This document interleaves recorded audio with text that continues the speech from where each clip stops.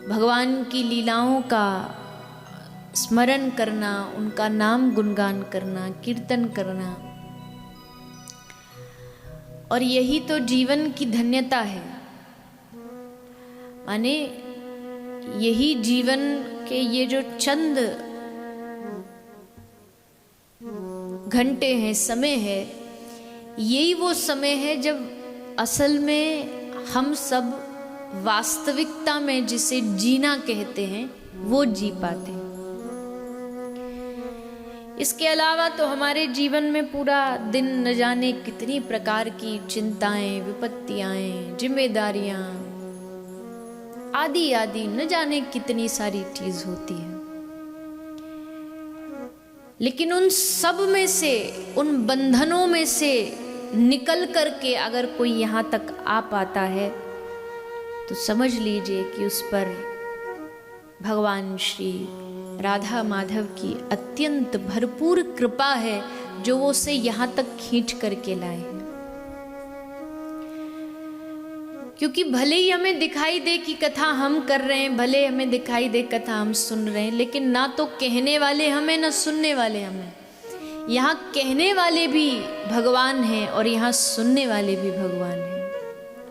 ये जो समय है, इसके अलावा तो हमारे जीवन में कितनी सारी बंधन हैं, बेड़ियां हैं। उनमें से श्री ठाकुर जी हमें निकाल करके यहाँ लाए हैं।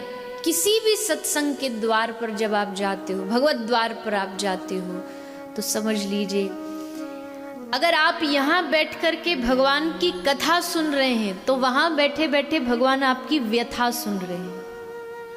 व्यथा मतलब आपके जीवन की जो फाइल है वो खुल जाती है। यहाँ जब आप कथा सुनते हैं तो वहां भगवान की फाइल खुल जाती है, सब चेक करने के लिए, क्या अच्छा कर्म, क्या बुरा कर्म।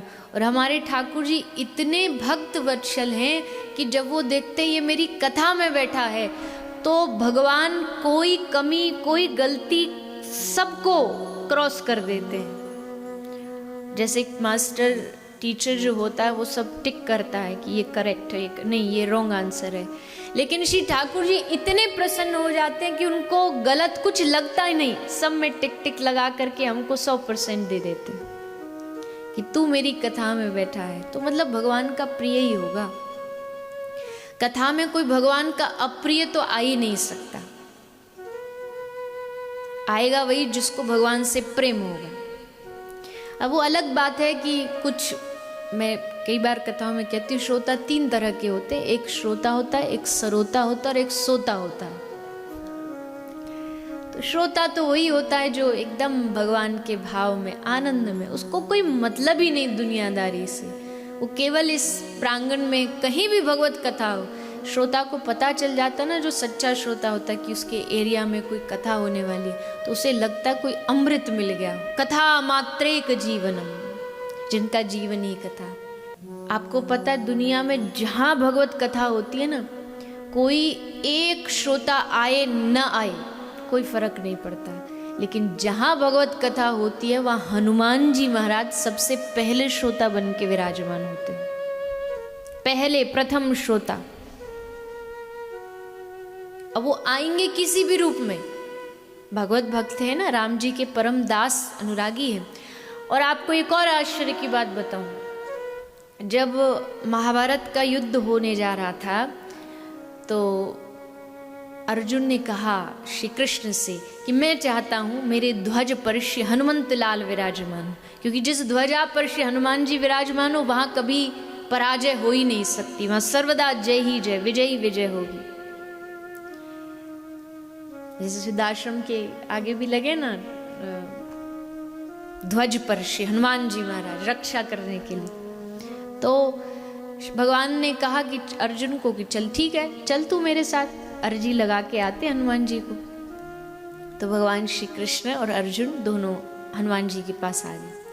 हनुमान जी को आके कहा कि भगवान कृष्ण ने कि हनुमंत लाल, ये चाहता है अर्जुन मेरा सखा कि आप इस युद्ध में इसके रथ की ध्वजा पर आप विराजमान हो जाओ, आप बैठ जाओ।